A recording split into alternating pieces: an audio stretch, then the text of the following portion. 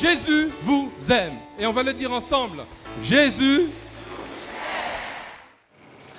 Voilà, on commence cette émission avec ces images de l'ordination épiscopale de Monseigneur David Macaire, le nouvel évêque de Saint-Pierre et Fort-de-France. Monseigneur, bonsoir. Bonsoir. Merci beaucoup d'être sur ce plateau, installé à Lourdes, puisque se tient en ce moment l'Assemblée plénière des évêques de France jusqu'au dimanche 8 novembre. On voyait à l'instant ces images, c'était donc le 12 avril dernier. Il y avait 18 000 personnes dans ce stade de Dillon. C'est vrai que c'est très marquant quand même. Oui, enfin, je me demande encore qu'est-ce que je fais là à la vie des diocèses, où passent les évêques, que je regarde sur KTO, et je dis, j'y suis, qu'est-ce que je fais là? Mais oui, j'ai été ordonné évêque entre-temps, effectivement, il y a 6 mois. Nommé par le pape François. Nommé par le pape quelques semaines avant, voilà. Bon, alors vous êtes en blanc, c'est pas parce que vous êtes pape, hein, c'est parce que vous êtes dominicain. Dominicain. Peut-être on peut dire un mot justement de votre parcours, entré au noviciat en 94, à 25 ans si mes calculs sont bons, ordonné prêtre en 2001, vos ministères ont été nombreux en paroisse à Bordeaux, au milieu de collège, lycée, auprès des scouts, conseiller spirituel des équipes Notre-Dame, enseignant en théologie.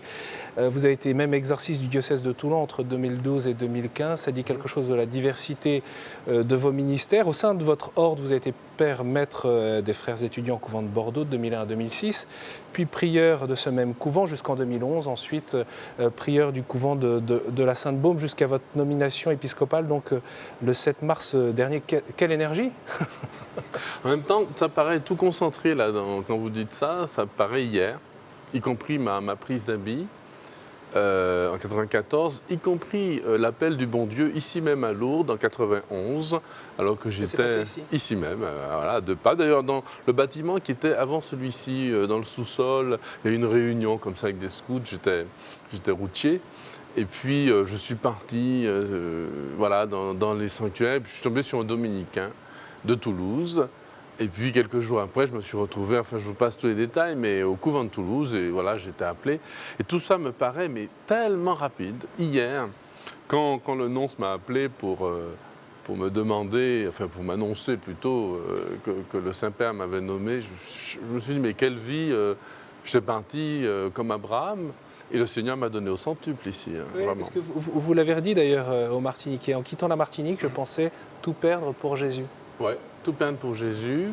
Il m'a donné au centuple ici, une famille, des parce que amis. Vous êtes Martiniquais, tout. on l'a pas. Oui, voilà. On l'a pas précisé. J'ai passé toute mon enfance là-bas, enfin la totale, sauf la naissance, mais la totale. Donc toute ma famille est là-bas encore, mes amis que j'ai retrouvés depuis, tranquille. Peut-être un mot justement sur ce diocèse que vous connaissez bien, 390 000 habitants, une très grande majorité catholique. Hein. On parle de 87-90% de catholiques, une pratique forte. Comment vous décririez l'âme antillaise, l'âme des Martiniquais? Alors certainement religieuse. Pas autant de catholiques, je pense. Il faudrait voir les chiffres. Bon, c'est facile à dire. Globalement catholique, il faut le dire. Je crois que l'évêque, par exemple, c'est mon cas aujourd'hui, est comment dire, une personnalité pour tout le monde, catholique ou pas. Il y a d'autres réalités dans la société martiniquaise, mais l'Église est reconnue, enfin, a son rôle à jouer, et elle l'a. L'âme est religieuse, plus naturellement, certes, qu'ici. La sécularisation, il ne faut pas gratter beaucoup pour l'enlever, quoi. Enfin, il y en a toujours un peu qui traînent par-ci, par-là. Une âme joyeuse. L'âme antillaise est joyeuse, elle aime la joie, elle aime la fraternité, elle aime l'amitié, elle aime l'accueil, elle aime tout ça. En même temps, c'est une âme inquiète. C'est une âme inquiète, oui. C'est une âme inquiète. Alors, ça s'explique qu'aux Antilles, il fait beau tout le temps. Je vais vous faire rire. Il y a quelque temps, au mois d'août, je préparais l'année. Mes collaborateurs me disent oula, quand est-ce que vous ne foncez pas d'ailleurs? Voilà, on a un évêque qui fonce au mois d'août. Et je me rends compte à ce moment-là que j'étais en train de préparer l'hiver. Sauf qu'il n'y a pas d'hiver là-bas. J'étais en train de me dire, dans l'hiver, 22 ans en métropole, ça marque, 21 ans, ça marque. Et puis, l'âme antillaise, donc elle était tout le temps, enfin, avec quelques... Mais soudain, il peut y avoir un cyclone, un tremblement de terre, que tout le monde attend là-bas, parce qu'on nous menace d'un grand tremblement de terre d'un jour à l'autre, enfin, comme tous les pays qui sont sur une faille, une épidémie, une éruption volcanique, et le malheur peut tomber du jour au lendemain. et donc plus les problèmes sociaux, on en reparlera, font que l'âme antillaise est assez inquiète finalement. Il y a quand même une inquiétude de fond, je dirais pas une angoisse. Parfois ça se transforme comme ça, mais donc ça augmente aussi la dimension religieuse au sens du fait de se tourner vers la providence. On sait qu'il y a des choses plus fortes que nous qui peuvent nous arriver, mais on sait qu'il y a quelqu'un qui nous aime. L'âme antillaise est profondément marquée par ça. On a vu ces images de votre ordination épiscopale et peut-être que ceux qui vous ont retrouvé, mais qui vous connaissaient bien déjà, ont pu découvrir un peu de la manière dont vous alliez exercer votre ministère épiscopal, là, où vous communiquiez avec votre croix, La crosse. la crosse, pour dire votre joie aussi. Oui, alors j'étais un patient petit nuage, mais admiratif. On a préparé ça en un mois. Je suis admiratif du travail qui a été fait. Moi, j'avais qu'à prier ce jour-là, tranquille. Vous avez entamé des visites pastorales assez vite. 47 paroisses, je me suis dit, j'ai 1 an pour tout visiter. J'en profite. 1 an. Et l'ordination n'a fait que m'encourager. Voir que tout le monde était venu de tous les secteurs. Je me suis dit, il faut que je fasse le tour de toutes les paroisses. Voilà. Donc 2 jours par semaine, plus le dimanche. Quelles sont les réalités que vous rencontrez dans ces visites? Il y aurait beaucoup à dire, bon, on va le dire. D'abord, un titre personnel. Un bel équilibre de la vie de l'évêque. Moi, je découvre tout, hein. Je suis novice. Donc, un bel équilibre dans la vie de l'évêque. Vous revoilà novice. Oui, me revoilà novice. Je dois apprendre beaucoup de choses. Hein. La vie tout seul, plus de frères dominicains, plus d'office, plus de cloches qui sonnent pour m'appeler à l'office. Bon, plein de choses de ce genre. Mais en particulier, vous voyez, je découvre que quand je quitte le mardi soir mon bureau, je vois plein de dossiers et je me dis, mais je vais encore partir 2 jours, il y a plein de dossiers urgents. Et puis j'arrive et là, c'est le moment de rencontre avec des gens qui m'attendent, qui ont préparé une réception. Il y a une réunion ensuite qui dure parfois très longtemps, parfois 3 heures le mardi soir. Puis je passe la nuit au presbytère pour voir un peu où le prêtre vit concrètement avec lui. Le lendemain, souvent, il y a une petite marche le matin à 4h30, 5h. Ah bon? Oui, c'est parce que vous aimez ça, vous, ou parce que... J'ai demandé, parce que je commence à être... malheureusement, les visites pastorales, c'est aussi beaucoup de petits fours, et donc il faut compenser. Puis on ne peut pas dire non. Et puis vous voyez, quand vous êtes devant un pâté salé, vous n'avez pas vu ça depuis 20 ans, vous vous jetez dessus au début, bon, il faudra calmer, mais bon. Et donc la petite marche, la messe, le petit déjeuner avec le prêtre, tout seul, si on n'a pas dîné ensemble. Et puis ensuite, les visites qui s'enchaînent, les personnes âgées, les mairies, les écoles, les enfants du catéchisme. On est heureux de vous accueillir, hein? Ah ouais. Oui, les gens sont vraiment, ils sont émus. Ça a pris plus d'importance que je ne le pensais au départ. Moi, je pensais vraiment à des visites assez discrètes. J'étais peut-être marqué par aussi ce que j'ai vécu. Moi, ma vie ecclésiale comme ministre, c'est en métropole. C'est à Bordeaux, 10 ans, ensuite à la Sainte-Baume pendant 5 ans, 4 ans. Et donc, moi, je ne m'attendais pas, l'évêque vient, c'est un événement dans une commune, c'est un événement pour moi, bien sûr, je suis plus qu'heureux de cet accueil, mais c'est un événement pour les gens. Et tout le monde, ce n'est pas les catholiques, ça dépasse largement les catholiques. Mais ça, c'était dès le départ. Hein. Dès le départ, le pays attendait, non pas David Macaire, ils attendaient un nouvel évêque. Ils attendaient un nouvel évêque depuis un moment. Et donc, cette soif s'est fait sentir immédiatement. Les journalistes, les politiques, les personnes dans la rue, il y a même des évangélistes qui m'ont arrêté. Je me dis, Monseigneur, je suis évangéliste, mais qu'est-ce que je suis content, je voulais que ce soit vous, enfin quelqu'un comme vous, un jeune qui vienne, etc. Bon après, c'est une image... Vous avez 46 ans. 46, tout rond. Il y a beaucoup de choses qui sont rondes d'ailleurs. Les lunettes. Les lunettes, voilà, c'est ça. C'est un travail. Et donc, oui, voilà, les gens attendaient, vraiment. Et donc, les visites pastorales, les communes sont heureuses, dans les rues, les personnes âgées, les EHPAD, j'ai des accueils, des moments très émouvants, très forts. Monseigneur, quand on vous écoute, ça renforce plutôt l'idée d'une perception assez idyllique de l'Église en Martinique. Alors, probablement à raison. Quand on regarde les chiffres, on voit qu'il y a 50% des enfants qui sont catéchisés. ça dit qu'il y a des choses qui sont très belles. Il y a des paroisses avec 2500 enfants au catéchisme. On n'imagine pas, quand on rassemble tous les catéchistes du diocèse, il faut avoir 2000 à 3000 places pour tous ceux qui viennent. Non, pour cela, on n'est pas du tout dans les difficultés de l'Église de France. Nos églises sont pleines le dimanche, il manque de prêtres non seulement en nombre, mais aussi à cause de la demande de ministère presbytéral, de prédication, d'enseignement, de confession.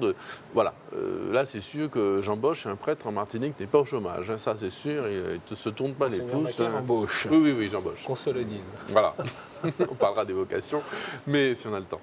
Après, il y a de réelles difficultés. Alors, ce qui est intéressant, c'est que les difficultés de l'Église sont les difficultés de la société. Je vous donne un exemple.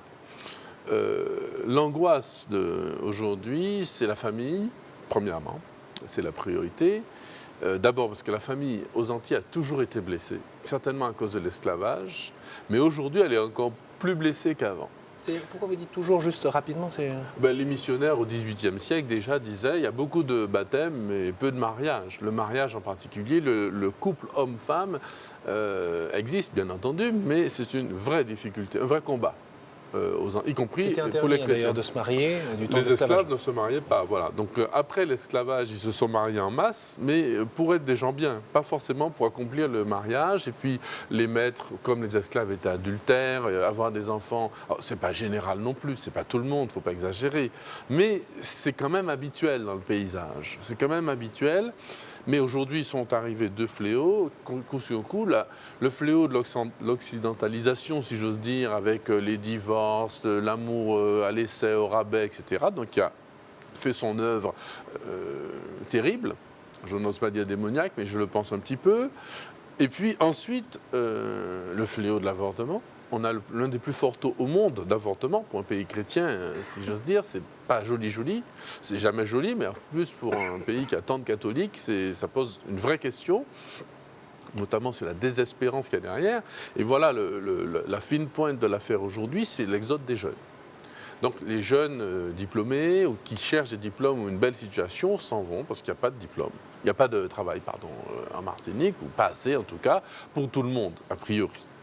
Et puis il reste un certain nombre de jeunes certains y arrivent, Dieu merci, il y en a qui luttent pour rester et pour travailler, pour construire une famille, pour construire.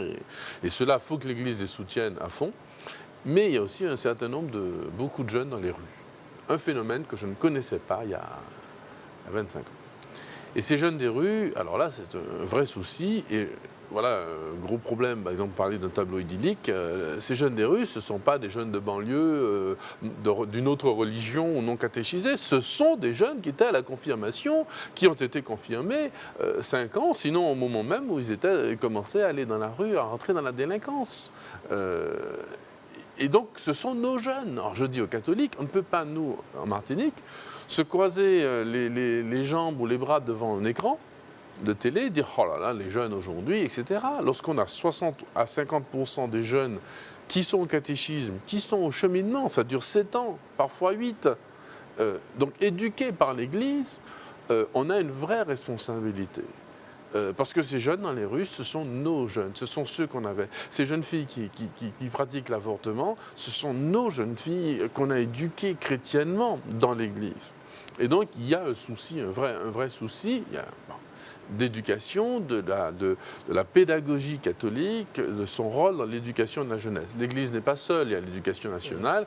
L'enseignement catholique n'est pas très important, malheureusement, en Martinique. Il joue son rôle, mais par rapport à la Guadeloupe, par exemple, il y a 8000 élèves, nous on est à 4000 et quelques. C'est quoi la fragilité alors? La fragilité, elle est sociale d'abord. Du coup, l'Église épouse un peu les problèmes de son peuple. En France, l'Église épouse aussi les problèmes du peuple, mais enfin en France métropolitaine. C'est vous qui le dites. C'est moi qui le dis. Mais il y a des réalités qui sont dans l'Église. Où l'Église n'est plus. C'est très dommage. Là, il faudra les reconquérir. Mais globalement, les catholiques, on voit à peu près. Là, on peut dire que tout le monde n'est pas catholique, mais une grande partie. Quand un jeune s'en va, vous avez un jeune scout, mettons. Vous avez un jeune scout, un chef ou une cheftaine qui est leader, ou dans une chorale, ou dans un groupe de jeunes. Dans sa famille aussi, c'est quelqu'un qui entraîne pour la messe, pour la foi chrétienne. Quand ce garçon ou cette fille s'en va pour aller faire ses études, eh bien le groupe de jeunes s'effondre. C'était un peu votre cas, non, quand même? Eh bien moi je me suis battu pour rester en Martinique. J'ai fait des études très courtes. Et précisément à cause de ça. Je vous donne un exemple. Je suis rentré en Martinique, j'avais 19 ans. Donc j'ai fait des études rapides. Bon, je devais repartir faire une école d'ingénieur, mais je serais revenu en Martinique de toutes les façons. Eh bien, j'ai pris en charge le scoutisme dans ma paroisse, plus les groupes de jeunes. Mais je me rends compte que beaucoup de jeunes que j'ai accompagnés quand j'étais chez Scout, j'avais 20 ans, eh bien, ils sont encore en responsabilité. Ce sont des garçons d'une quarantaine d'années, des jeunes pères de famille, qui sont responsables dans ma paroisse d'origine. Monseigneur, vous dites il y a beaucoup de couples de chrétiens, mais peu de couples chrétiens en Martinique. Est-ce que vous pouvez nous expliquer? Parce que ça peut nous interroger aussi, hein, ça. Des couples où les deux sont chrétiens, oui, bien sûr. Mais la dimension chrétienne du couple, le synode sur la famille s'est achevé. La spiritualité de couple, que l'on retrouve entre autres dans les mouvements de couple, hein, dans cette spiritualité de couple qui doit, telle que l'Église l'enseigne, elle est peu vécue, peu connue et peu reconnue. Voilà. Alors ça fera partie d'une des priorités. Beaucoup de journalistes m'ont demandé depuis mon arrivée quelles étaient mes priorités. Je n'ai pas répondu parce que je n'avais pas encore fait le tour. Là, j'ai fait le tour de la moitié des paroisses à peu près. Il me reste encore une grosse moitié à faire. Mais on voit déjà les priorités. Et cette spiritualité d'un couple qui se donne l'un à l'autre, non pas pour dire je suis marié, hein, non pas pour faire plaisir, ni même pour régulariser sa situation par rapport à l'Église. Parce qu'aujourd'hui, parfois, c'est un peu le discours aussi dans l'Église. Il faut te marier parce que le Seigneur a dit qu'il faut se marier, donc pour être quelqu'un de bien, pour pouvoir communier, il faut que tu sois marié. C'est une bonne raison, mais ce n'est pas une raison pour se marier. Ce n'est pas une raison pour se marier. On se marie pour imiter le Christ qui a donné sa vie pour son Église. Marie, aimez vos femmes comme le Christ a aimé l'Église. Donc cette spiritualité de couple-là est encore méconnue chez nous. Je ne dis pas qu'elle est inconnue. C'est un immense chantier. Alors il y a des gens exceptionnels. Hein. Des couples exceptionnels, d'autant plus qu'on se demande où est-ce qu'ils sont allés chercher ça, parce qu'ils ont vraiment une spiritualité de couple envers et contre tout. Il faut se battre parfois au sein même des familles chrétiennes pour faire comprendre la valeur sainte du couple, et qui passe avant tout, qui passe avant le fait d'être mère pour la femme. Parce que souvent, dans une tradition mauvaise antillaise, une sorte d'atavisme, parfois la femme sera plus mère qu'épouse. Souvent parce que les femmes vont être déçues par leur mari, par le comportement de leur mari, qui va se sentir lui aussi rejeté. Il y a tout un travail de fond qui a déjà été fait bien avant que j'arrive, hein, par des gens extraordinaires qui depuis 40 ans travaillent dans la pastorale de couple, les équipes Notre-Dame, les sessions Cana, enfin les CPM, voilà, il y a un vrai travail, mais il faut le poursuivre. Donc spiritualité conjugale, oui. C'est l'une de vos priorités. Il y en a quelques autres que vous évoquez? Entre autres, les jeunes. La fin, c'est pour les jeunes. Enfin, pour la jeunesse, pour la famille. Parce que ces jeunes, on retrouve aux Antilles aujourd'hui, quand je suis arrivé, j'y croyais pas, mais c'est vrai. La Martinique va être le département le plus vieux de France dans 20 ans. Il y a 20 ans, quand je suis parti, c'était le département le plus jeune.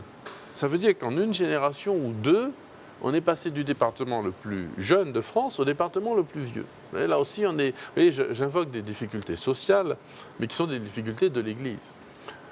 Quand la moindre des paroisses visite à peu près 100 à 150 parfois malades par semaine, c'est-à-dire il y a des équipes de pastorale de santé, je demande à chaque paroisse, parce que je fais la visite pastorale, donc je regarde tout, le catéchisme et tout.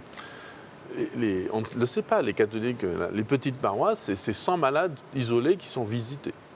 Oui, il y a des malades isolés en Martinique, c'est pas possible, et la famille? Ah oui, mais les jeunes sont partis. Ils sont partis en métropole ou au Canada, chercher du travail, où il y a eu des divisions dans la famille. Donc, vous voyez, tout ça fait que tous les problèmes de l'Église et sociaux, l'Église peut les résoudre. On a les moyens, on n'est pas les seuls. Elle n'est pas toute seule, l'Église. Dieu merci, on marche main dans la main avec plein d'autres personnes de bonne volonté.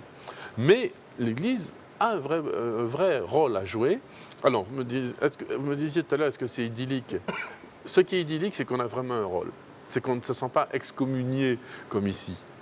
Hein, l'Église est excommuniée de la culture. Excommuniée, paradoxal. oui, c'est vrai, oui. Hein.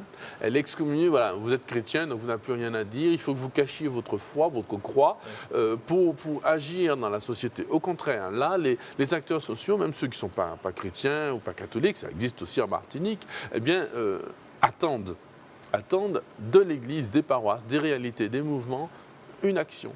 Et donc, les chrétiens doivent être au rendez-vous. Et ils le seront, ils sont partants. Hein. Génial d'ailleurs que vous avez fixé un rendez-vous hebdomadaire aussi pour une catéchèse à Fort-de-France, un enseignement chaque mercredi sur le catéchisme de l'Église catholique pour nourrir aussi l'intelligence de la foi. Je voudrais, puisqu'on arrive au terme, ça passe très vite, de notre échange, Monseigneur, peut-être évoquer le contexte de crise dans lequel vous êtes arrivé, parce que votre prédécesseur, Monseigneur Méranville, était sur ce plateau. Il évoquait les difficultés, sa souffrance aussi d'avoir eu des difficultés avec une part de son presbytérium. On se souvient de la lettre de 5 prêtres qui avait été rendue publique, qui ne devait pas l'être, et qui manifestait, révélait un peu les difficultés autour de la nomination, la vôtre, enfin celle de l'archevêque de Saint-Pierre et Fort-de-France. Comment, au fond, vous percevez les choses ? Ah, une bonne nouvelle et une mauvaise. La bonne, c'est que, alors je l'ai dit sur une autre antenne publique, laïque, on est mauvais en com, on n'est pas si mauvais en charité. Il n'y a pas en Martinique des prêtres qui se détestent copieusement, qui ont voulu attaquer leurs confrères, ni attaquer leur évêque, etc. Moi, alors, je le savais avant d'arriver, mais j'ai quand même fait une enquête en bonne et due forme avec un prêtre qui malheureusement est décédé depuis. Mais enfin bon, on a fait cette enquête tous les deux, on a reçu tous les protagonistes, tous ceux qui étaient accusés. On a reçu d'autres personnes aussi, écoutées. Moi-même, je dialogue avec tout le monde de façon systématique. Donc, ça n'existe pas. Je ne crois pas qu'il y ait eu en Martinique, enfin, je sais qu'il n'y a pas eu en Martinique de prêtres ambitieux qui voulaient la place. C'est facile à dire, mais ce n'est pas vrai. Par contre, il y a eu un gros dérapage du point de vue communication. Alors, ça arrive un peu partout ces jours-ci, donc on doit s'interroger entre évêques. Hein. Ça arrive au Vatican d'abord. C'est très douloureux. Voilà, hein, on a des lettres qui sont...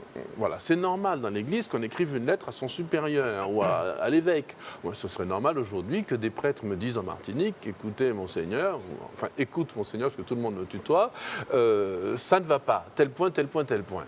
C'est légitime. Bon. Après que ce soit publié, donc ça, soudain, c'est pris dans la presse. Et entre autres, en Martinique, ça a été très douloureux parce qu'il y a un prêtre qui s'est retrouvé quasiment accusé de pédophilie. C'était même pas dans le dossier, c'était faux. Enfin, c'est extrêmement douloureux. C'est un homme public, un grand serviteur de l'Église. D'autres se sont trouvés un petit peu accusés d'avoir été des ambitieux, des frondeurs. Ce n'est pas exact. Alors, c'est vrai que ça a été très douloureux pour Monseigneur Méranville. Cela dit, je voudrais dire, pour qu'on ne se trompe pas, que mon prédécesseur, en fait mes prédécesseurs, Monseigneur Marie-Sainte et Méranville, tous les deux vivants, me laissent un diocèse en or. Enfin, il y a plein... Vraiment, je crois rendre jaloux mes confrères. La situation de l'Église, les équipes qui sont au travail, les prêtres qui sont motivés. Bon, ça manque un peu de vocation, même si j'ai une bonne nouvelle, il y a 6 séminaristes de plus qui sont arrivés. On est passé de 2 à 8, donc c'est une bonne nouvelle. Il en faut encore une vingtaine, minimum. L'appel est lancé. Oui, l'appel est lancé, oui, on travaille. On met en place des cases un peu partout pour les accueillir, mais enfin, on aura de la place. Et puis on les enverra dans le monde entier comme missionnaires. Mais voilà, vraiment, il y a un diocèse qui est en forme, et qui veut tenir son rang. Et dans la société martiniquaise, les gens sont motivés. Je trouve que les catholiques, là, il n'y a pas un jour où je n'ai pas un projet de gens qui arrivent, qui veulent un projet spirituel, un groupe de prière, et un groupe plutôt, une action sociale, une action d'écoute des affligés, etc. Et puis l'Église de Martinique veut aussi tenir son rang.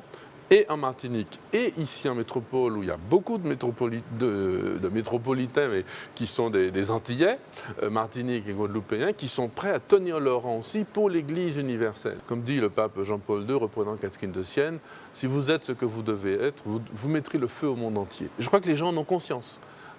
Moi, c'est ce que j'ai senti en arrivant. Ils avaient ce désir d'y aller. Eh bien, comme on dit en créole, en nous aller, hein, on va y aller. Ce sera le mot de la fin de cet entretien.